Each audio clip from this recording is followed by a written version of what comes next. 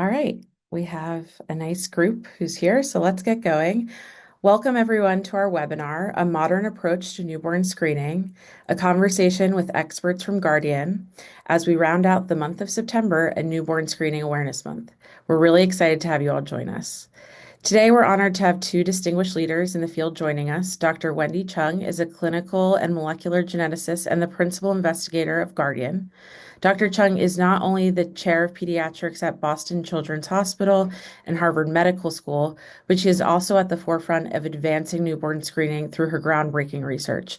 The Guardian study led by Dr. Chung is the largest newborn screening study of its kind. We also have Dr. Paul Kruszka here with us. He is the Chief Medical Officer at GeneDx. In this role, Dr. Paul leads rare disease genomic research at GeneDx and works across the country with healthcare providers, health systems, payers, advocacy groups, and more to increase access to genomic diagnostics. Thank you for joining us. And now we'll kick it over to Wendy and Paul, who are going to run us through a few slides.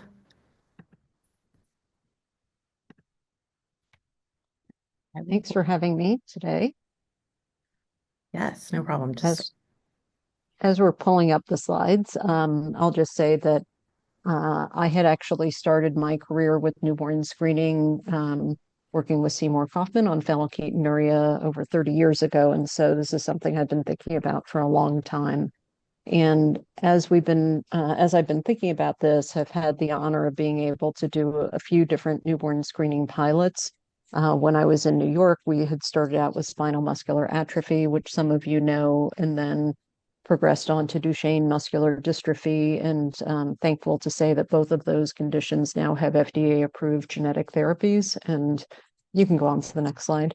And in doing that, had taken input from the community with each of our studies, because I always like to learn something as we're doing them, about what would be next and how would we do things better. And in doing that, really the families taught me and told me what to do in terms of Guardian. So in doing this, I'll also say that it was long and hard for each of those pilot studies. And so I tried to think about economies of scale and how could we do more conditions simultaneously as we went forward. And in thinking about using DNA sequencing to get those synergies and economies of scale, it became obvious that just like we use tandem mass spectrometry as a new platform in newborn screening, we could add DNA sequencing as a new platform. And by doing so, really, I think of it as a step function, not just adding one condition by one condition, but thinking about groups of conditions at a time. And all of this, in my mind, with the goal of early diagnosis to enable early and equitable treatment for children as we go forward. And the same principles we use in regular newborn screening, just simply a different platform to be able to get us there. Next slide. So Guardian was designed over about a 4-year period. And because it is more, in terms of scale, larger than other pilots that I and others have done before, we thought it was important to bring families into the discussion earlier so they had time to think about this. So what has been different for us in Guardian is starting to start that educational process in the 3rd trimester, when couples are getting information about their delivery plans, about epidurals, about breastfeeding. A Guardian brochure is also included in those packets, along with face-to-face going by postpartum at the bedside to explain the study and answer questions, and giving families up to 30 days after birth to be able to make a decision, although most families make that decision prior to discharge. And then giving families, I like the choose your own adventure theme. We give families the option either of not being within the study, or else you'll see in a second, 2 different modes of thinking about this. And that was based on what families told us their varying definitions of actionability or treatability were. And so based on that, we wanted to give them that ability to think for themselves what they wanted, and returning this information not quite within the usually 5 to 7 days of newborn screening yet. I will say yet, but we are getting much better in terms of the turnaround time. And now it's currently taking us about 3 weeks to get those results back. Next slide. So as we think about this, the feedback we got from our families is these should be conditions that affect young children. Operationally, this came down to less than 5 years of age. we should be pretty certain of the information that we're giving back actually causing symptoms. So again, we operationalize that into 90% penetrance. And within this, we did talk at length with them about treatability. And so group one conditions for us are conditions that are exactly the same as what would meet WHO criteria for newborn screening or the recommended universal screening panel, in the sense that there are treatments that are available that are effective. There's good documentation. We know how to confirm the diagnosis. Like every T and would be crossed and every I would be dotted if we were able to demonstrate a pilot study that was effective at screening. And then group two conditions or neurogenetic conditions associated with epilepsy, that I do believe early recognition and treatment of epilepsy improves outcome, but there may still be some residual symptoms. And so we gave families the option of that as an optional module. Next slide. So in doing that, that's basically what Guardian is. I won't be talking about the results today, but stay tuned for those of you who attend meetings like ASHG. We'll be talking more about it there or at the ICONS meeting coming up next month. Over to you, Paul. Thank you, Wendy, and good afternoon, everyone. Thanks for joining us. I'm going to talk about the diagnostic odyssey. And from my perspective as Chief Medical Officer at GeneDx, I've traveled to many of the rare disease clinics in this country and have really witnessed and seen the diagnostic odyssey that is occurring. And my first thought is always Guardian and genomic newborn screening. So next slide, please. For many of you in the audience, I don't need to tell you what the diagnostic odyssey is, but for those of you who don't know, it refers to the lengthy and often frustrating journey that patients and their families experience obtaining a diagnosis, especially in rare diseases. There's a lot of data out there, but we know it takes years. And from many of our experiences, we see this every day. Certainly at GeneDx, from the testing that you're requesting from us, we read the reports you're sending us, and we can see the diagnostic odyssey is alive and well. Lots of physician visits, crossing state lines in many years. The cost, there's a lot of data out there on the cost. They're in the tens of thousands of dollars because of this odyssey. And most importantly, individuals and their families affected by rare diseases benefit from an early treatment and also many other ways, and not just treatment. Next slide. So this is data that Dr. Chung has presented in the past, as she says, if you attend ACMG or ASHAG, many of these large meetings, she's often on the platform talking about this. And what we did at GeneDx is we looked at 120,000 de-identified individuals who had exome or genome sequencing, and we looked at phase one. So phase one, or version one of Guardian was 237 genes. So this is only 237 genes. And out of the almost 25,000 positive results, 5,300 of those would have been found with Guardian. So that's 21%. That's amazing. Now, this fraction is only going to increase because as many of you know, you can go onto the Guardian website. We're now up to 447 genes, so this is expanding. This fraction is going to get bigger. You can see the pie graph on the right showing 21% of cases. So this is an estimation. This is an estimation of the impact of Guardian. And when I first saw this, I was really blown away and wanted to share it with you. Next slide, please. Now, even more important is looking at the ages. So Dr. Chung, she just went over group one genes, group two genes. Now the average age of these individuals at GeneDx were 11 years for group one and 8 years. So this is really an important statistic. If you think about it, group one was actionable genes that therapy in the average individual is waiting 11 years. And when I saw this graph, same thing, I was really blown away. And I think it's enough. This is enough of tolerating the diagnostic odyssey. We can do better. There has to be another playbook out there, and I think Guardian is that playbook. Next slide.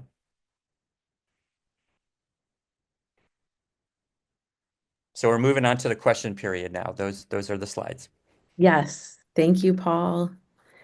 And now we're going to welcome Nicki Berry, Senior Vice President and Head of the Americas region at Illumina. We'll go through questions from Nicki and then go into audience Q&A after. So feel free to drop your questions in the chat and we'll get to as many as we can. So now over to you, Nicki. Awesome. Thank you. Thank you, Shara. Good morning and good afternoon, everyone. It's certainly my pleasure to be here. Speaking on behalf of Illumina, we've been very enthusiastic about supporting this study. We're really excited to continue to hear more results from Wendy and Paul, not only today, but certainly as we move forward. And importantly, I think part of the conversation today is how they believe Guardian and what it could mean for the future of newborn screening. So to kick things off, Wendy, as the PI on the project, what were the key driving forces behind Guardian? What were you looking to uncover through this study? So with Guardian, as I said, someday I hope to retire. No time soon, but someday. And in doing this, I really think about scalability. And when I think about newborn screening, one of the wonderful things about this, I would argue it's, if not the most, it's one of the most impactful public health programs we have because it just hits everyone. So it just happens, I guess is the point. You don't have to wait for, as Paul was saying with the diagnostic journey, you don't have to wait for a parent to recognize systems or a pediatrician as a gatekeeper to make the right referral or the right insurance, or it doesn't require any of that. It just happens. Baby's born, baby gets screened, and in a time when it's going to be increasingly, it already is and will be even more so increasingly important for early diagnosis to enable early and effective treatment like was critical with spinal muscular atrophy. We don't have time to wait. And as I look at disparities in our society, it's not fair to kids. We just want to give every child the best chance to a healthy start at life. And I think this is the way, as I think about scalability and ultimately from society, what we can do in terms of helping the next generation. I do think this is the enabling technology that allows us to do that best. And I really do, as a pediatrician and as a mother, I really feel just this sort of maternal instinct that to be there for the next generation. In doing that, though, it's hard. I will say, and I think we've learned together with an incredible team, and I'm just representing the very large team behind me. It is hard to be able to do this, hard to be able to explain what is very complex in an approachable and clear way to families. So we've worked very hard on the communication strategy with that. Hard to be able to interpret the data. And I'll say that I didn't say it earlier, but the Guardian study currently is being run out of New York City, and it's an incredibly diverse community. And that's what I love about New York. But it's hard in terms of interpreting genetic information when you have people from around the world who are not equally represented in terms of the data we have available to ourselves. So we actually very intentionally, I think, made it as hard as we could to be able to see, like I always say, if you can do it in New York, you can do it anywhere. And I do think that's true in terms of testing us out with Guardian for interpreting the variants. And I will say we're not perfect. And I'm very transparent in terms of we're not perfect, but we get better and we pause on a weekly basis, literally, in terms of looking at our data and using that to guide us and in terms of improvement. And really significant improvements have been made in just the 2 years since we've been doing this, where I can feel us getting there. But we are trying with Guardian, for those of you who don't know, there's a process in newborn screening to make recommendations for things that go up to the Secretary's Advisory Board for the recommended universal screening panel. And there's an evidence package that must be presented. And so we've been gathering the data as part of this to think about how it gets elevated within the public health system to be able to go forward and long-term to get implemented. So we've been trying to do all that preparatory foundational work that will enable this to be not just a small, sort of regional study, but really to think about, at least in the United States, how it can have national impact. And I don't know when that will be, and I don't know which conditions will be nominated first, and I don't know what'll be successful, but that was the plan all along. Awesome. Thank you for that. Certainly, putting together and actually executing sort of a landmark study, such as Guardian is complicated. It's not straightforward. So in that same vein, Paul, obviously, sort of key, very forward-looking stakeholders need to get on board and sort of take that first step to make a study like this happen. What made GeneDx decide to participate in Guardian, along with other newborn screening studies that GeneDx is involved in, like Seek First and Early Check? Yes, great question. First of all, I don't think Wendy will ever retire. I just want to make that clear. Second, Wendy proposed Guardian to GeneDx. She's the brain behind this, her idea, the PI, and it was a no-brainer for us. As I mentioned, with the diagnostic odyssey, the opportunity really to be in service of patients, infants, and their families. Like I said, this was a no-brainer. This is an unprecedented opportunity to detect rare disease at birth early. Second, it was the right time to do this. There's so many new therapies out there. Wendy mentioned FDA for approved therapies for SMA, Duchenne muscular dystrophies. There's so many more in the pipeline, whether we're talking gene therapies, ASOs, small molecules. So it's really the right time to do this with the therapies, and also the cost of sequencing is coming down. And Wendy alluded to this about New York City. Certainly, it's important to eliminate health disparities. New York is a very diverse community, and the idea is that everybody should and can get newborn screening. So at least at the diagnostic level, that the eliminating that disparity would occur. Of course, there's more to the story. There's disparities with treatment and care, but at the level of eliminating the diagnostic odyssey, certainly that was important to us.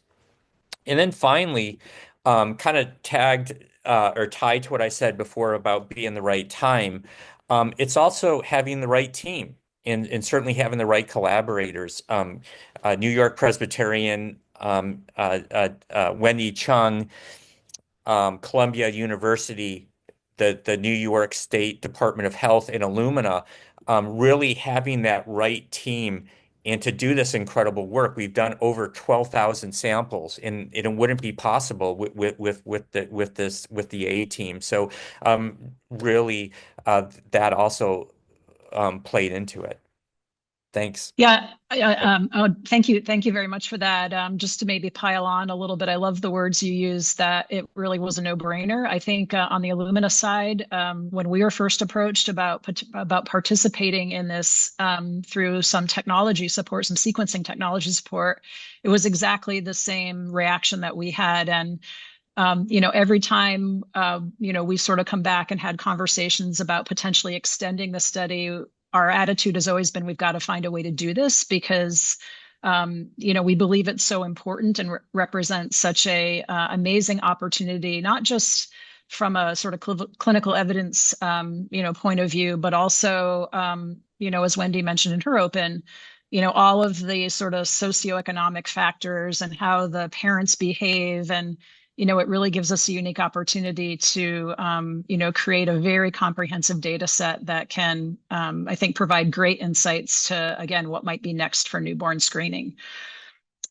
So I know, Wendy, that you said, you're not going to present results here per se. Those will be forthcoming in some of the scientific conferences. But at a high level, are there some key learnings that you can share with the group that have been gleaned so far from the Guardian study to date? Sure. There are a lot of learnings. And the first is that, let me be clear, this is a consented research study that's free to families. So again, in terms of access, we've tried to make sure everyone can access it.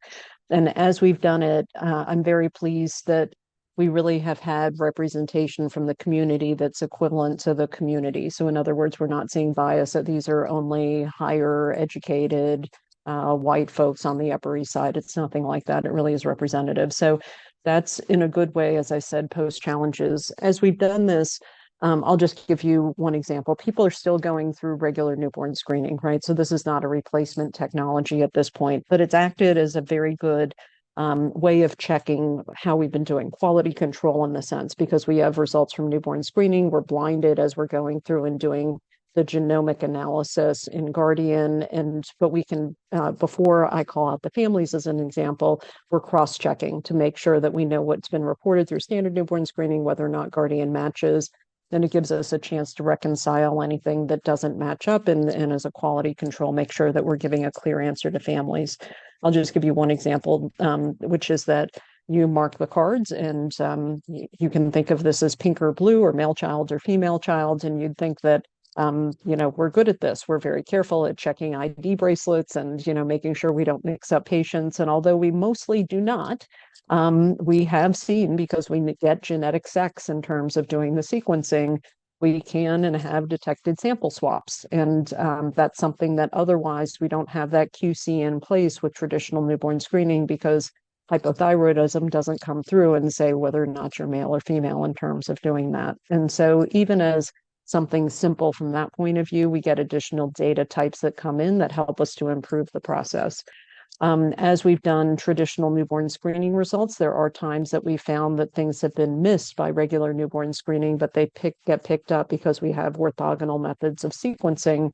And no one method is perfect. And let me say that and be very transparent. And we're continuing to iterate and improve.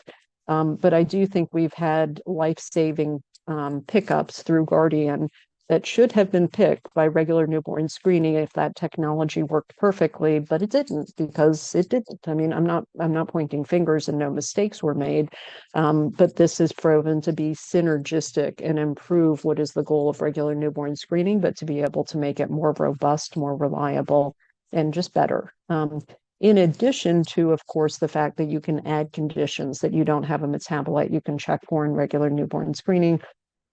And so again, many conditions that we've been able to detect and return that information for conditions that can be very serious, if not life-threatening. And so with that, I will say, and again, we're not perfect. We do find that sometimes we have what I call false positives, but we actually went into this quite intentionally, knowing that we would return some results that were on the borderline, not being completely known that they were pathogenic, but within the context for recessive conditions where another allele was pathogenic, because we didn't want to disadvantage communities for which there wasn't good enough reference genomic data. So we've very intentionally made trade-offs in terms of sensitivity, specificity of the testing in service of equity, with the idea that by providing this infrastructure, this foundational knowledge, we will be able to smooth out the sensitivity, specificity for everyone. But we have to go through this learning phase while we're still in research and pilot mode to be able to enable scalability in the future. So it'll be a stepwise procedure in terms of learning and improvement, but we hope that with doing this, we don't leave anyone behind even in these early stages. Great, thank you, Paul. Anything from your side in terms of key learnings, either by yourself or on the GeneDx side? Yeah, I can add a few things. I promise not to report any results, because Wendy does such a great job at all the major conferences. Well, one thing, the obvious is feasibility. We've done 12,000 samples, going from extracting DNA from a blood spot to sequencing, analyzing the data, and Wendy's team returning results. We show this can be done. It is feasible. I believe it is scalable. And it's helpful at GeneDx. We have over almost 700,000 exomes in genomes. So we have this massive warehouse of genomic variants. We're able to fuel an automated pipeline of variant calling for almost 95% of really the variants are automatically called. So as you can imagine, it's very hard to make more geneticists out there. We're an endangered species in general. So the automation we've learned is incredibly helpful. Also, if I may, I want to talk about uncertainty, and I won't say any results, but we don't Wendy doesn't return GeneDx does not return that many false positives, and you can see that in her presentations. But the amount of false positives are really low, and that's incredibly important to families. And in one of Wendy's slides, she showed the criteria: 90% penetrance occurring before 5 years of age. So really in important pieces there, and I don't know if Wendy mentioned the consent rate. The consent rate is extremely high, and I think that's an important learning piece of this study that families want to do this, parents want to do this. The consent rate's over 70%. And with that second group, one thing that I really like about this study is there's group one, group two, two different consents, but over 90% or 90% does the second group. And that just really shows you that parents are interested in information about rare disease that doesn't necessarily have a documented intervention. So I think that's really, really important. I could talk for hours about this. Wendy and I actually we're at Global Genes right now, a patient advocacy group, so could talk hours about that. But I think that's something that I personally have learned from this study. Thanks. That's great. Very, very insightful. And I think over here at Illumina, we don't underappreciate the operational, sort of lift it takes to actually stand up whole genome sequencing in a clinical environment at scale. Rest assured, we are highly, highly focused on continuing to, drive ease of use, time to results, all of the things that I think will help to continue to support the operationalization successfully of this type of genomic analysis. Paul, you just mentioned advocacy groups, and I'm not sure again, Paul or Wendy, either one of you can chime in on this, but aside from the academic, the medical, the industry partners that are sort of the formal, supporters and drivers of Guardian. How have advocacy groups and others that may be sort of on the sidelines but very, very keen and interested? What is some of the work that's been done with them? What has their sort of input and interest level been in Guardian? Well, I'll start out Wendy, by if you want to saying, start. Yeah, thank you. yeah, Thanks. no, I'll start out by saying that in a good way, when we started our first pilot studies of SMA, individuals, parents who were not necessarily in rare disease groups, they were just regular parents who were participants, became part of our participant or family advisory group in terms of thinking about this. And then we also added to that advisor group parents who did have children with rare genetic conditions, that sort of life experience slightly different, obviously. And within that, continue to have I'll embarrass them, but we have meetings on a regular basis at 9 o'clock at night to be able to accommodate everyone's schedules, giving updates to them with progress and getting feedback from them in terms of how to make this better. And they've been an incredibly important voice and have helped us so much in terms of communications, clarity, design, and helping not just with the diagnosis, but the confirmation and what I call onboarding to care, and what it feels like for a family when you're in that time period before a diagnosis is definitive, and thinking about that anxiety and how to guide families through that process and support them, obviously, once a diagnosis is confirmed. I think I keep, and I go back to what Paul had said in terms of the diagnostic odyssey. One of our parents, I won't, for HIPAA reasons, won't say too much, but has had the experience of what it is to diagnose a child at an earlier and a later stage and what that means for treatability and treatment. And so he's been a profound influence in terms of making sure that the message gets out to the families in terms of understanding the what's in it for them, the value proposition, and what the meaning can be for them. Families who haven't had the experience of having a rare disease and how impactful that can be. And so I think many members of that group, some of which are even on the call today, have been profoundly important in terms of guiding us every step of the way. Thank you. Paul, anything to add there?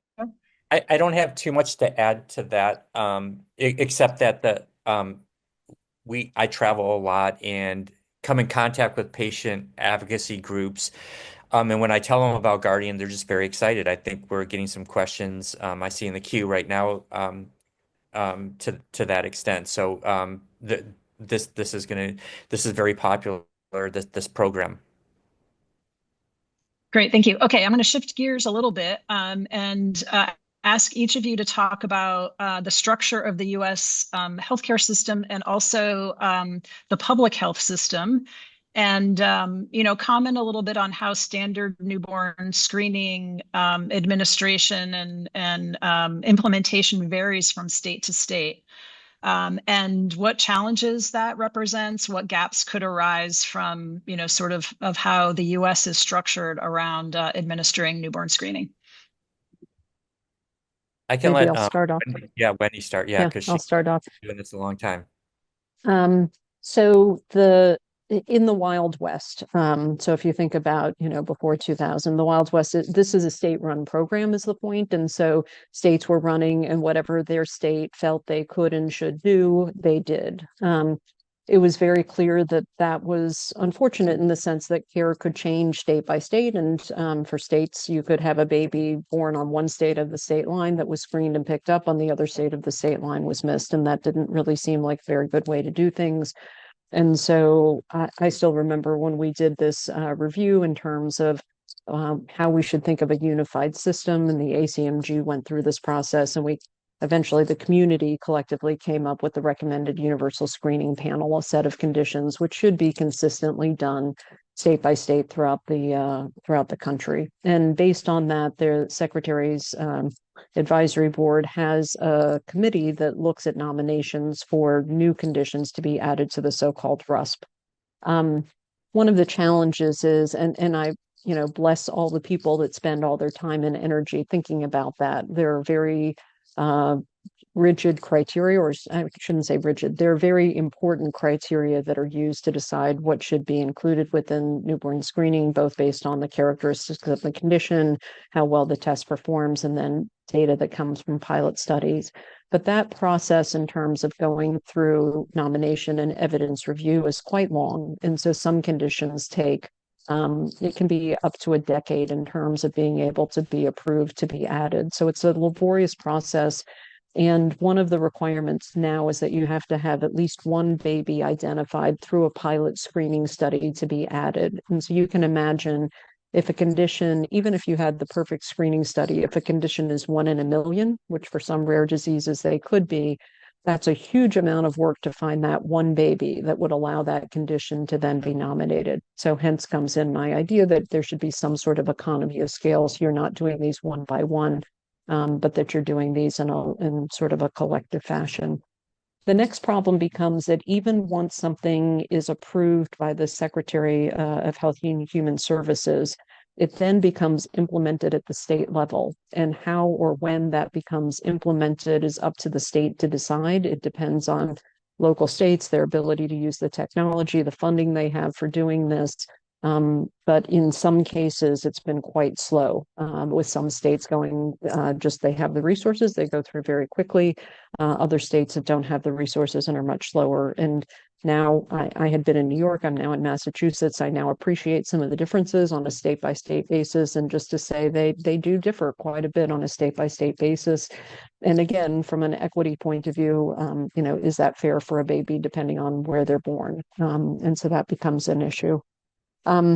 Within all of that, there also, I would say it doesn't end with screening, but it's also the confirming the diagnosis and onboarding to care. And so even if the states could run a perfect program, I'll also say I personally believe that I want the children not just to be identified, but I want them to access the appropriate treatments and be able to onboard to care. And so I'm also thinking now that, and Guardian has really forced me to think about this in a very granular way. How do you provide excellent quality care to children no matter where they are? So if they're in a remote place, in a rural part of a state, if they're in a rural part of the country, if they're in an inner city, wherever it might be, but how do you provide them with care from trusted providers in a way that for rare diseases really gets those providers the information, and if it's a treatment, those resources needed? So I do think that's the next part that we're going to have to tackle.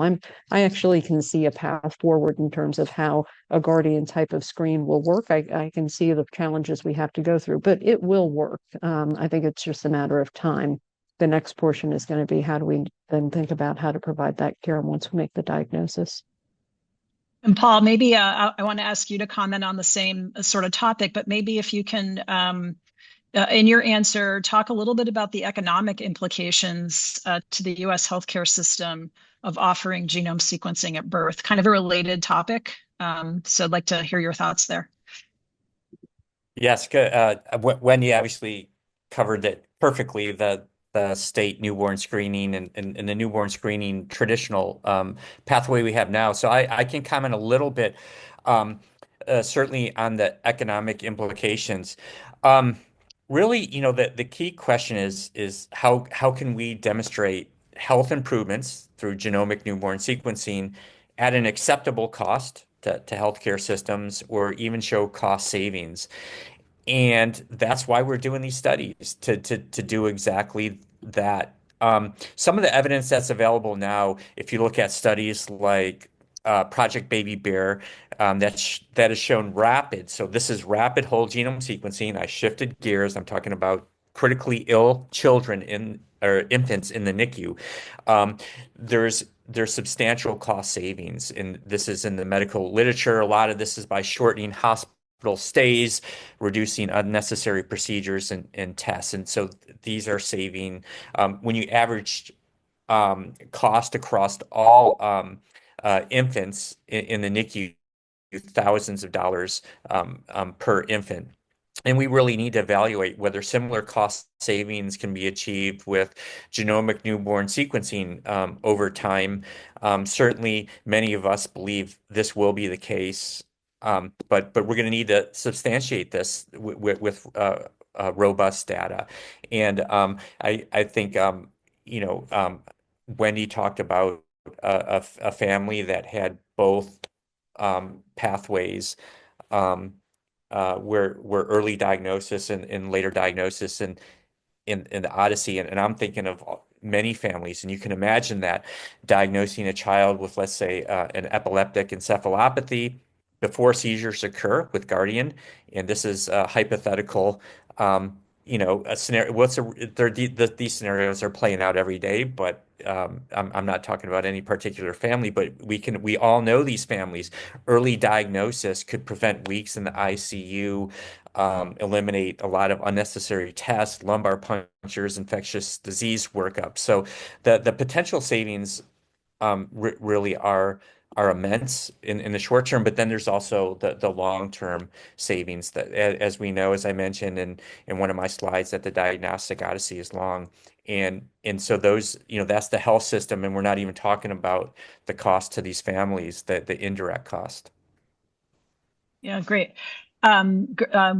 Great points. So given all of that, given the state by state nature of how newborn screening is administered here in the US, and given sort of the relatively perhaps complicated, albeit potentially compelling healthcare economics, and maybe Wendy, I'll ask you to comment on this one. How far away are we from implementing a genomic approach to newborn screening as a standard? So it's a good question, and I don't pretend that I know the future on this in terms of the timeline or what are the things that are going to end up tripping us up. I guess the thing that I have optimism about is that, as I said, I can sort of see a path forward. So as an example, we started out with a turnaround time when we started doing this. Not at scale, not as many samples. We were intentionally going slower. And the turnaround time was oftentimes about 6 weeks. And that was within the range of what we had set for ourselves. So, but on the other hand, remember what I said, that regular newborn screening, we're trying to do it between 5 and 7 days. And so to get from And for those of you who do clinical testing, you might say, well, I remember when we used to order exomes, it was 3 months before we got a result. So, this may not sound too bad, but for the newborn screening space, you really are trying to get information back quickly.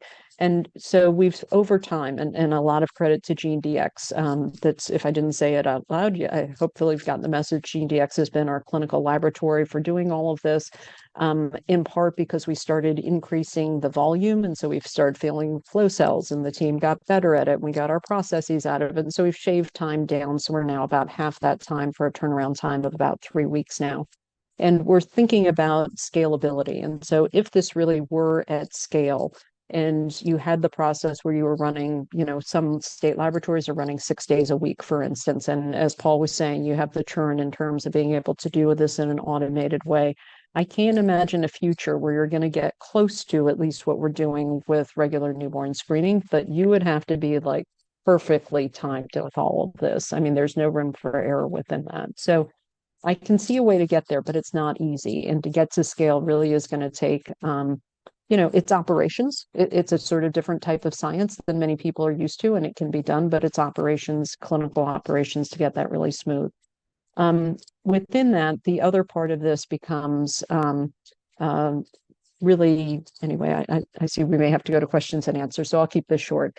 But really thinking about how things get accepted for newborn screening, that review process. And that's, I think, the biggest unknown is what they're going to require for this.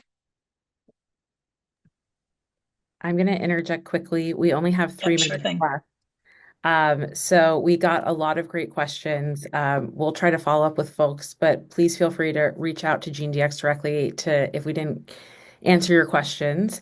But to close us out, I think it would be great to hear from each of you what the next steps are planned for Guardian, and if we plan to expand the study nationwide, and how could other states get involved? So I'll just say we intentionally plan Guardian to evolve. You may or may not, I may not have made it clear, but we add conditions to the Guardian panel on a once a year basis. We actually evaluate new nominations and think about what should be added, either because there are no new treatments that are available, or conditions we hadn't thought of before. It's not common, but we do sometimes take conditions off of the Guardian panel because we realize at the end of the day they're not appropriate for some reason. So I think we will continue to evolve that process. And the genome was intentionally chosen as the sequencing platform because it gives you that infinite flexibility. So if AACC deficiency ends up being FDA approved in November when it goes up, and we want to add AADC deficiency, boom, we can uncover that particular gene. So I do think we'll continue to evolve and continue to see things expand, I hope, because there are more treatments that become available.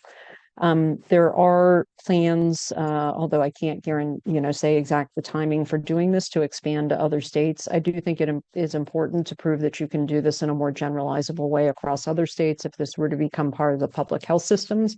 I do think different states have different infrastructure, different challenges, different other things, and you learn more by doing that. And even different parts of the country might have different reactions to this, in terms of whether or not this is acceptable.